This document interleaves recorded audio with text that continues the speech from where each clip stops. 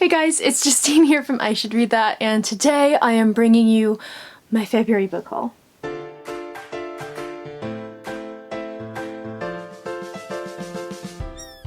So, you know that whole thing about like, I'm gonna read down my TBR, I'm gonna make sure that it doesn't go up too much. I epically failed at that this month. It's another big haul for me. I did manage to stay under budget for my book buying budget. If you have seen my TBR video, you probably know what I'm talking about. But yeah, it's not going so well in terms of my actual TBR. I didn't calculate what my TBR is sitting at before I started filming, which I should have done, so I'm gonna do that right now. So, according to this, my TBR is currently sitting at 840 books. Last month, I think when I started this whole TBR project, it was 826. So that's not great. I was doing so good for a little while there. I was doing so incredibly well. I blame Tor because I am finally, after years of trying, on the Tor blogger list. And I requested a bunch of stuff from them this month because their newsletter came through for May and June. Also, there's just a lot of good stuff coming out. Got a lot of Angry Robot books here. We've got lots of Tor books. We've got lots of Orbit books. We've got so much stuff here. I have 11 physical review copies. I haven't counted my NetGalley books yet. And then I also have some books that I purchased for myself, although some of those are ones that I pre-ordered, so I actually count those for a different month. We'll get into it when we get there. Where I've talked about some of these books, I will go ahead and just direct you to the correct video. I don't think there's a lot of those though, because I think most of these are very shiny and new. So I'm just gonna go ahead and get started. As per usual with my book haul videos, this is probably gonna end up being really long if I try to go really in depth into every single book. So links to every single book that I talk about is going to be down below in the description, so you can go ahead and explore a little bit more. I just want to go ahead and get cracking and yeah, talk about some awesome books because as overwhelmed as I feel, there's so much good stuff here. So we had several very generous publishers this month, one of those being Orbit Books. They sent me 5 books for review, so I'm going to rattle through these really quickly because I'm holding them in my left arm and my arm is definitely going to fall off. So, first up we have, I know I've talked about this one before, this is The Black Coast by Mike Brooks. This looks so incredibly cool. So this is a book that takes place on the coast, as I'm sure you can imagine, at this fort that is pretty periodically sort of raided. So they throw up the alarm one day when they see the raiders coming in. However, it turns out that the raiders are seeking refuge because there is a sort of demonic uprising in their lands. So presumably these people are going to have to go to war together because if there's a demonic uprising in your lands, they're probably gonna start invading the neighbors as well. This sounds really cool. I really like the author. Classic me, and it's one that's been on my radar for a really long time. I know that someone from the Fantasy Inn, who I talk about all the time, has read this, so if they have a review up, I'll go ahead and link it down below so you can hear some actual thoughts about this book, but this is one I'm really excited for. I think it's going to be so good. Next up from Orbit is a book that is on my March TBR. I talk about it a little bit there, so I'm not going to go too in-depth here. This is The Unbroken by C.L. Clarke. This is a new, very gritty military fantasy that is, I think, set in a North African-inspired world, and we have 2 characters. One is a soldier, and one is a royal who is seeking to regain her power, and it's about these 2 women who are on opposite sides of the war. It looks really good. I'm really excited. I'm going to be getting this in a particular book subscription box in March, and I'm really excited for the lovely edition that I'm going to get my hands on. This looks so good. Again, check out my March TBR if you want to learn a little bit more, or you can check out the link down below. Next up is a book by an author I've been wanting to read for a long time, and I have one of his books on my shelf, but I haven't managed to get to it yet, so I think this is going to be the very first of his. Coming out in May, we have Son of the Storm by Suyi Davies Okungbawa. This looks so cool. So on the back it says, in this world, there's no destiny but the one you make. A scholar seeks forbidden knowledge, a warrior wields forgotten magic, and a fixer's daughter schemes for political power. From city streets where secrets are bartered for gold to To unpredictable forests teeming with fabled beasts, three lives collide and their entangled destinies will bring down an empire. This is vague enough to catch my interest, but also it tells me this is going to be a book that I love. It's got so many features that I absolutely love in fantasy books, and I'm really, really excited to go ahead and read this one very soon. Next up is another book that comes out in May, also from Orbit, and also from an author I've been wanting to read for a long time. I have one of his books on my shelf as well, but this is going to be the first one. This is The Shadow of the Gods by John Gwynne. I know this is one that a lot of people are really, really excited about. I have never read any of his stuff, but I think I would really, really like him. I know he's one of those authors who, if you like one of his characters, you begin to sweat because he is not kind. Which I weirdly really, really, really love. So this is going to be a little bit of a risky one because, as I talked about in my March wrap-up, I'm not really into Viking books, but I think that this has a lot of other elements that's going to draw me in a lot more. So this takes place a century since the gods have all fought and drove themselves into extinction, and their bones remain, and they promise kind of great power to people who are brave enough to seek them out. So, as whispers of war echo across the land, fate follows in the footsteps of three warriors. All three will shape the fate of the world as it once more falls under the shadows of the gods. Again, super vague description, but also tells me that there are some things that I'm going to really like about this. So I'm a little bit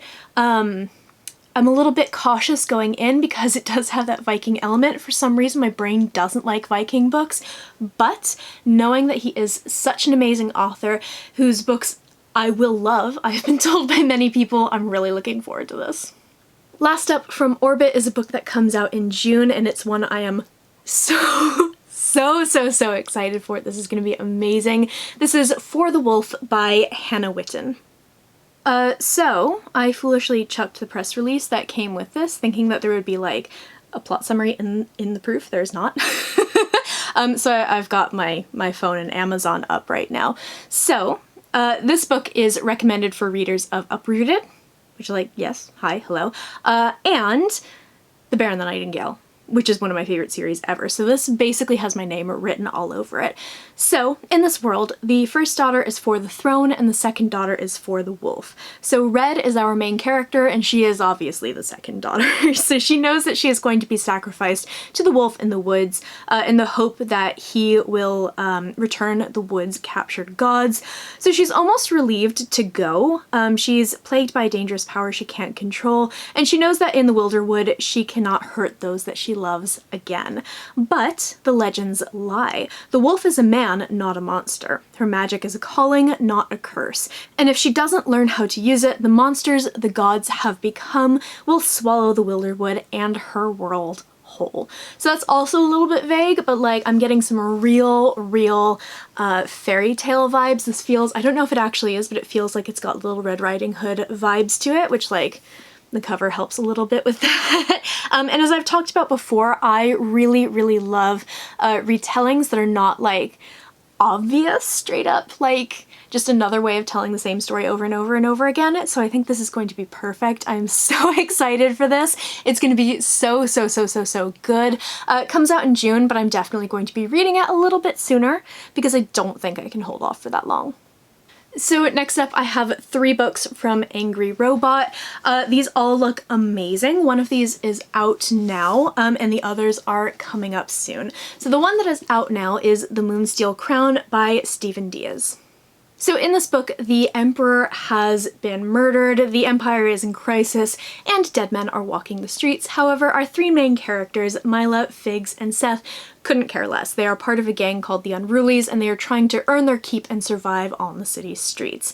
However, the Unrulies are commissioned to steal a mysterious object by a mysterious person, and the trio are thrust right into the bitter heart of a struggle for the crown, where every faction is after what they have. Heist book? Yes, I think it is a heist book. I'm really excited for this. I don't think I've seen anyone who has read this. So if you've read this, definitely let me know what you think. But it looks like it's going to be rollicking good fun. I think it's a debut novel as well. I'm not 100% sure about that. But the thing that I like about Angry Robot books is that they put like like file under and then a bunch of like keywords. So it says file under sword monks, chicken foot, dead men walking, and murdering bastard. Murdering Bastard sounds like exactly my kind of book. So I think this is going to be really, really fun. This came out in February, I believe, and I really want to read it soon. Then we have The Second Bell by Gabriella Houston. This is one that I talked about in my March TBR, so you can go ahead and check out sort of what this is about there. But this is a fantasy book that feels like it's going to be much quieter than some of the others I have in this haul, and it's sort of explores the mother-daughter relationship, and I love reading about motherhood in fantasy, despite the fact that I never want to be a mother, which is quite fun.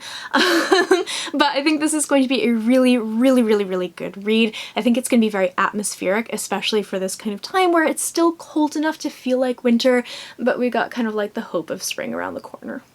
The last book that I have from Angry Robot is one I'm really pumped for. It's another one, this is apparently a theme in this haul, it's another one where I have been wanting to read this author's books for a really long time, just never got around to it, and this is going to be the first one that I read from him. This is The Coward by Stephen Aryan.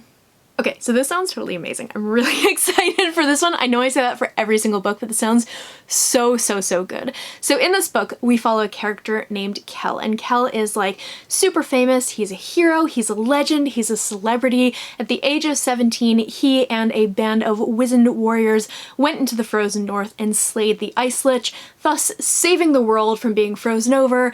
He's the only one who returned, and tales of his heroism have been echoing through taverns ever since. So this book takes place 10 years later, and he's living a quiet farmer's life, and it looks like there's a new terror that has emerged from the north, and it's time for him to take up his sword slayer and once again return to the heroic life. However, he has a secret.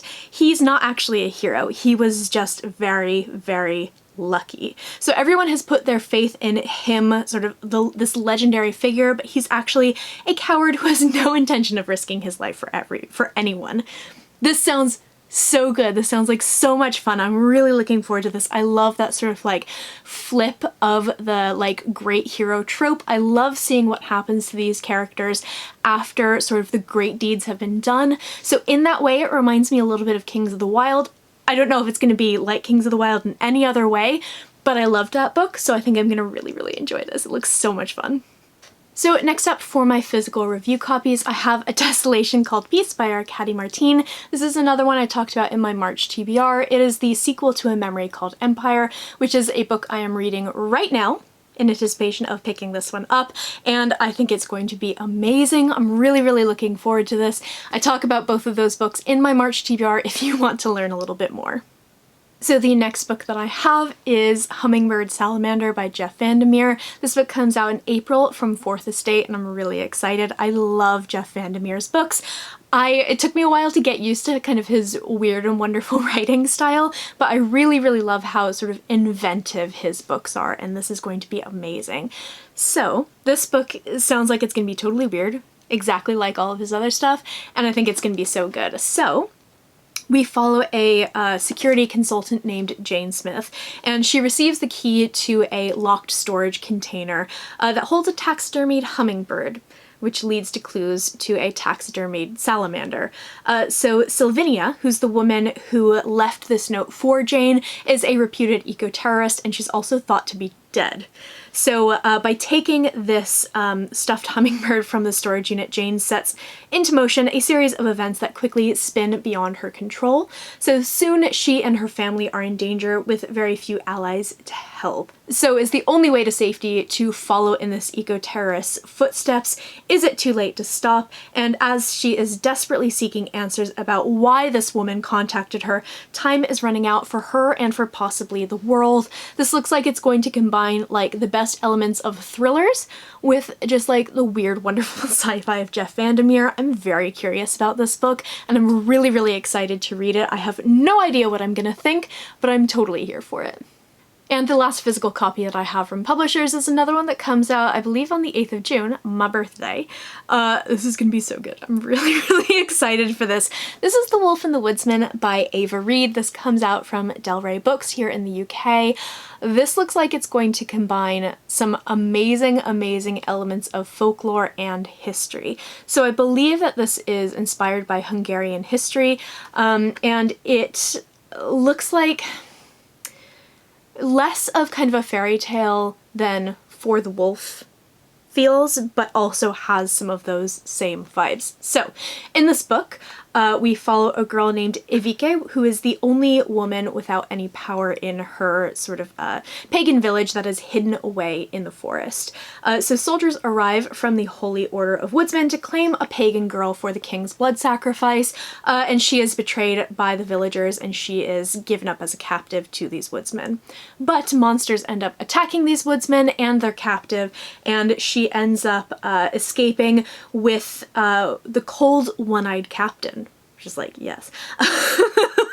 Except he's no ordinary woodsman, of course. He is the disgraced Prince Gaspar Baronet, whose cruelly zealous brother plotted to seize the throne from him and instigated a reign of persecution and genocide. So with no one else to rely on, they have to rely on each other, and they form a pact to stop his brother.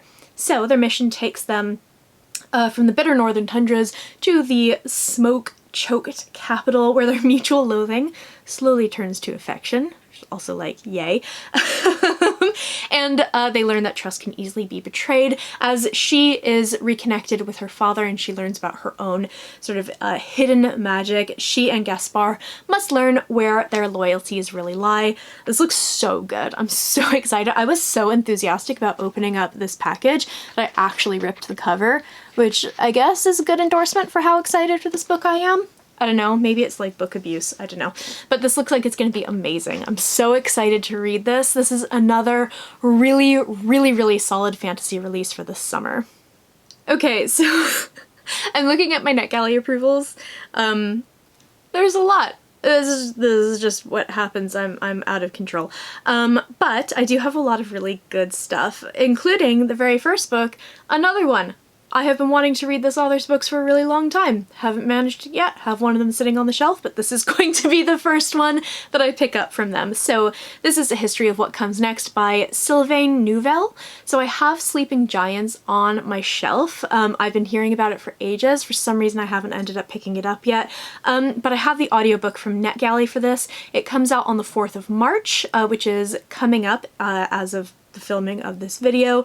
I think this is going to be really interesting. I'm not generally hugely interested in alternate history, but this one kind of caught my eye because of the author and I've heard how good their books are. So, this takes place in Germany, 1945. We have a character named Mia. She's 19 years old, but she's no ordinary 19-year-old. She only looks human and she is here on a mission. She is going to stop the Russians from getting a hold of Germany and the world's foremost rocket scientist.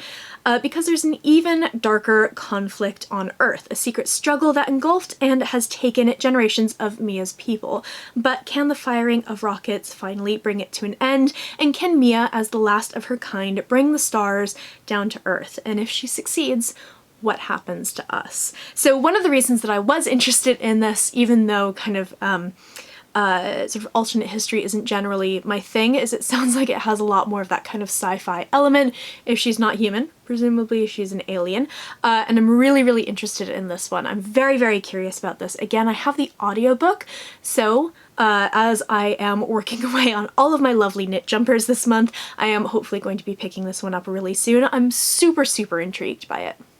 The next book is one that comes out in July. It's one that I have already read. I talk about this in my February wrap-up, so you can go ahead and learn a little bit more of what I thought there. But this is A Psalm for the Wild Built by Becky Chambers. I read this last month. I really enjoyed it, although I was a little unsure at first. I was very, very nervous, and I'm very curious to see what other people think of it, because while it does have a lot of those qualities that you expect in a Becky Chambers book, it's very soft, it's very lovely, and it's very philosophical. It's another one where not a lot happens, and it's also it has the feel of like a Studio Ghibli film or a fantasy book rather than a sci-fi book. And it definitely is a sci-fi book. But it's a bit of a weird one. I'm very curious to see what people think of this. If you've read it already, let me know, and if it's in your TBR, let me know. I'm curious. Okay, so next we have a whole slew of Tor books.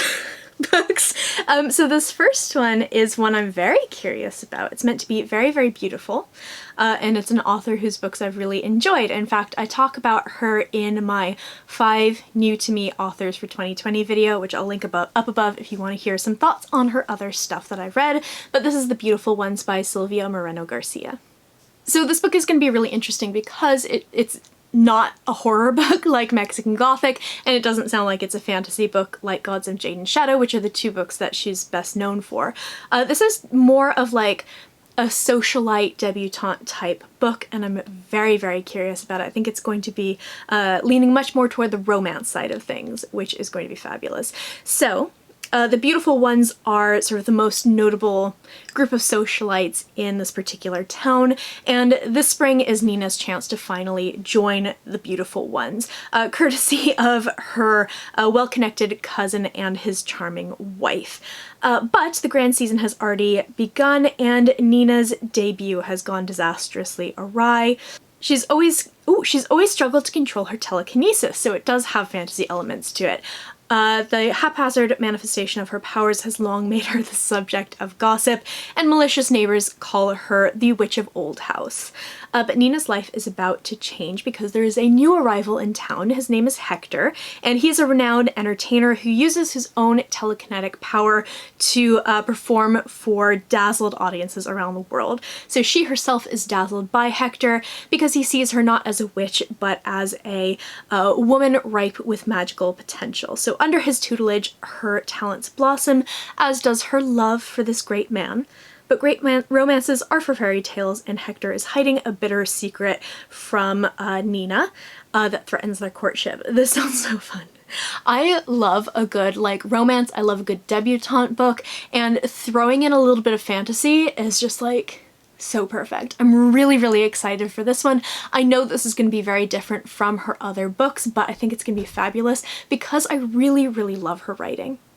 This next book comes out at the very beginning of June, and I'm very curious about it because not only is it a retelling of one of my favorite books, I also happen to have read one of this author's books for the first time last year, and it made my top 10 of 2020. So this is her new release. This is The Chosen and the Beautiful by Nai Vo. So The Great Gatsby is one of those rare books that I absolutely hated when I had to read it in high school, and then one of my really good friends who absolutely loves it encouraged me to read it after we graduated from university, and I ended up loving it. So I'm really excited for all of these Great Gatsby reimaginings that we're getting this year because it's now in the public domain. So one of the reasons that I'm so excited for this one in particular is not only do I really enjoy her writing because The Empress of Salt and Fortune is a fabulous book, but it also focuses on my favorite character, Jordan Baker, and it has elements of magic to it as well. So we follow Jordan, who is sort of in the upper echelons of American society. She's a fabulous golfer, as we know from The Great Gatsby. She has money, she has an education, but she is a Vietnamese adoptee, and her peers kind of view her as this sort of exotic attraction, and the most important doors are closed to her. So I have read a tiny bit of this so far. I'm hopefully going to be encouraging Judith from Dead Good Book Reviews to buddy read it with me if she hasn't already. I haven't asked her yet, so surprise Judith, please read this with me. And I think it's going to be a really, really interesting one because there's definitely the very, I don't think it's even implied, the very much on the page relationship between Jordan and Daisy. We know that Jordan is queer, and there's also these kind of crazy magical elements. The point where I kind of stopped and decided I wanted to read this with Judith, they're like putting demon blood into their drinks, and I was like, whoa. So I think this is going to be a really, really interesting one. I love Jordan. She's always been my favorite character, and she doesn't get enough credit in The Great Gatsby, so I'm very, very excited for this. The next book that I have on my list from Tor also comes out in June. This is Inside Man by K.J. Parker. This is the sequel to Prosper's Demon, which I read I think at the very beginning of 2020 maybe. Time really has no meaning anymore. But I read it and I enjoyed it. It's a very intriguing and very literary and strange novella about a very, very grumpy exorcist. Who I just absolutely loved. So I'm really excited for this one. I don't really want to know too much about this book before I dive into it, because I felt like that was such a good way to go into Prosper's Demon.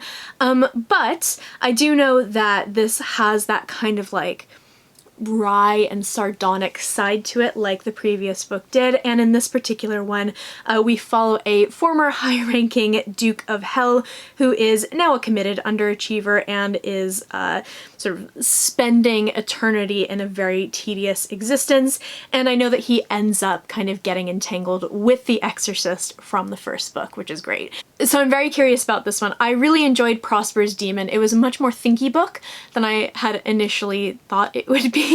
And I think that knowing that going into this one is going to be a benefit for me. So I'm very curious to see what I think about this one. We'll see. So the next book that I have is another Tor book. Also comes out in June. This is a sequel to a book that I really enjoyed when I read it, I don't know, 6 years ago or so.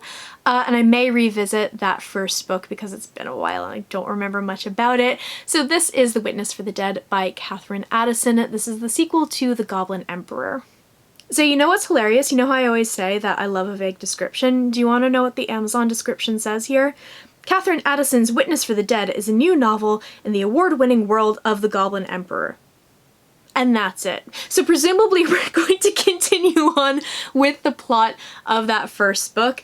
So in the first book, in The Goblin Emperor, our main character is way down the line of succession for the throne. However, pretty much their entire family ends up being killed in some kind of freak accident, and they end up on the throne, and he has absolutely no idea what the sort of court protocols are, what the court etiquette is, and there's lots and lots of sort of like dances of etiquette that you have to do in terms of sort of speaking to people and referring to people, and you know, who comes first in this situation, who you should pay attention in this situation.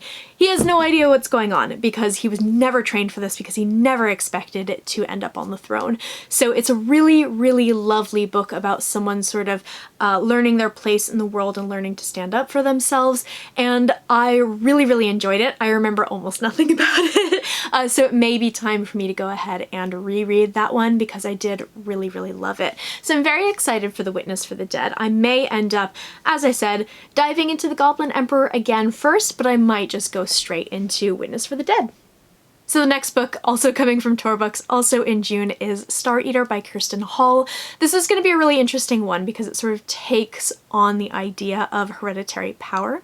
So our main character is a member of this sisterhood, and she can kind of stomach the gruesome day-to-day life of being a member of the sisterhood. However, she will avoid getting pregnant at absolutely any cost, even if it kills her, because the idea of preserving the sort of hereditary magical bloodline of the sisterhood completely horrifies her. So one day she is offered an opportunity to get out, and she becomes a spy within the ranks of the sisterhood. She climbs these ranks, she enters this world of like opulent parties and sort of subtle deceptions and unexpected bloodshed, which like is totally speaking my language. So this book takes readers sort of into this world where powerful women are forced to choose what sacrifices they will make, so they have the opportunity to have any choice at all. This sounds like it's going to be really creepy and horrifying, but also really good, so I'm very much looking forward to this.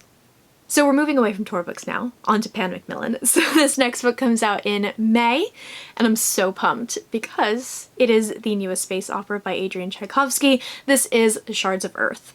So in this book we follow a character named Idris who has neither aged nor slept since they remade his mind in the war. He's one of kind of the former heroes of this particular war, but now he's scraping out an existence on a salvage vessel, trying to avoid the attention of greater powers. So 80 years ago, Earth was destroyed by this alien enemy called the Architects, and many escaped, but millions of people died, and mankind created these enhanced humans that could communicate with the Architects, and Idris is one of these people. So the Architects have now just simply disappeared, and Idris and his kind have become obsolete.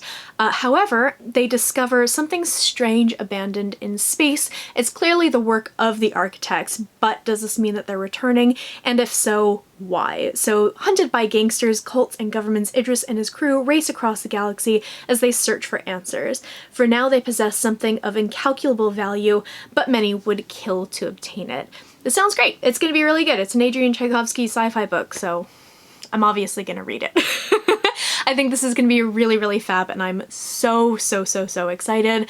It says it's for fans of Children of Time, which is his other like big space opera book, of which I am one, so I think it's going to give me a lot of those same really epic space opera vibes. And the last of my NetGalley books for this month is coming out in April from Titan Books. This is the Cuttingly Cuckoo by A.J. Elwood. This says that it is Rosemary's Baby meets Laura Purcell's Bone China in a dark British fairy tale, which sounds like exactly my cup of tea. In fact, I was tagged several times on Twitter by people seeing this and being like, Justine's gonna love this. So in this book we follow a character named Rose, and she's always been captivated by books and stories, and she dreams of a more fulfilled life away from her job in the confines of the Sunnyside care home where she works to support herself and her boyfriend. There is a resident of this care home named Charlotte who takes kind of a sinister interest in Rose, but she also offers this unexpected glimpse into enchantment. So she has these letters from a sort of mysterious author who says they have evidence that the Cottingley fairies exist. So this is I think it's a photograph or a series of photographs of fairies that were sort of made famous by Arthur Conan Doyle, but it turned out that these were a hoax. I think this is like an actual real thing. So the author of these letters insists that he has proof that these fairies exist, and Rose is of course eager to learn more, but Charlotte only allows her to kind of read them when she sees fit. So Rose discovers that she's unexpectedly pregnant, and she feels just like another door to her future is slammed shut. And as the letter's content grows more menacing, inexplicable events begin to occur inside of her home, and she begins to entertain dark thoughts about her baby and its origins. This sounds really good. I'm very intrigued by this. It sounds like it's kind of like part fantasy, but also like quite a big part horror, and I'm very intrigued by this one. So I feel like I always start to lose my voice toward the end of these haul videos because there's just so much stuff to go over. So now we're moving on to the books that I bought for myself, or I pre-ordered, or, you know, purchased in some exciting way, shape, or form in the month of February. So a few of these I have already talked about in previous videos, so I'm going to rattle through those first really quick. The first being The Project by Courtney Summers. I talk about this in my March TBR. It is one of the books that I am currently reading. I'm really enjoying it. It's basically about two sisters, one of whom joins a cult and the other who is trying to find her and get her out. I really enjoyed, although that doesn't really feel like quite the right word, her book Sadie when it came out, I think in 2018, and I'm about 140 pages into this one now, and I'm really liking it. It's very intriguing.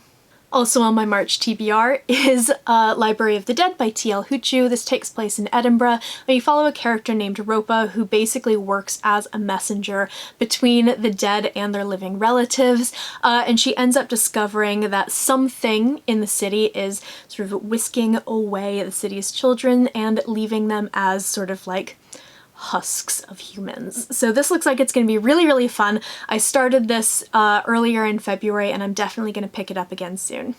Then we have my finished copy of The Galaxy and the Ground Within by Becky Chambers. I read this at the end of 2020 because I had a proof copy. I loved it. It's great. I have a review filmed for this, but it's kind of a mess, so I'm not sure if I want to bother editing it or not. Let me know what you think. But I have posted a review on Goodreads for this, so if you want to hear more of my thoughts, you can check that out. So every year I save up £1 per book that I read, and then at the beginning of the following year I go on a big book buying binge.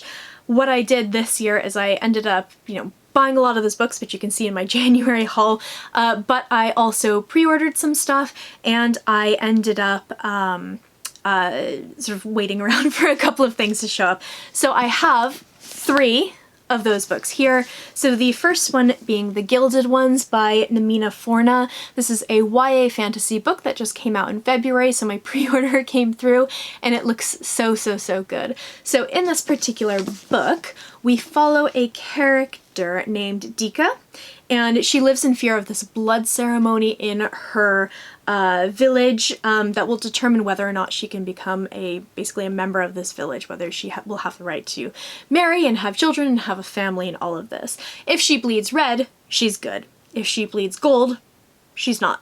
So, of course, guess what happens? So she's going to be ostracized by her people, and a mysterious woman takes her on and tells her that the fact that she has this gold blood actually means that she is a person with kind of magic and magical powers, and it's not this curse that she thinks it's going to be.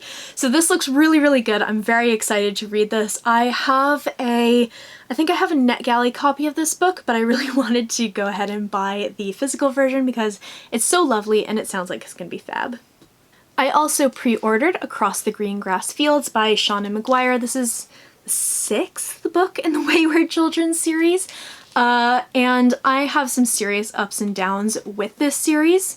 I think I loved 2 of them. I liked 1 of them, and I really didn't like 2 of them. So number 6, we'll see what I think, but I think that I have a good chance of loving this because the books that I do really, really love from the series tend to kind of branch away into new characters, which is what Across the Green Grass Fields does.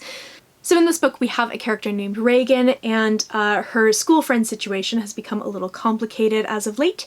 She finds herself thrust through a doorway that asks her to be sure before she goes through, and she must learn to live in a world filled with centaurs, kelpies, and other magical creatures. A world that expects its human visitors to step up and be heroes. But after embracing her time with the herd, Reagan discovers that not all forms of heroism are equal, and not all quests are as they seem.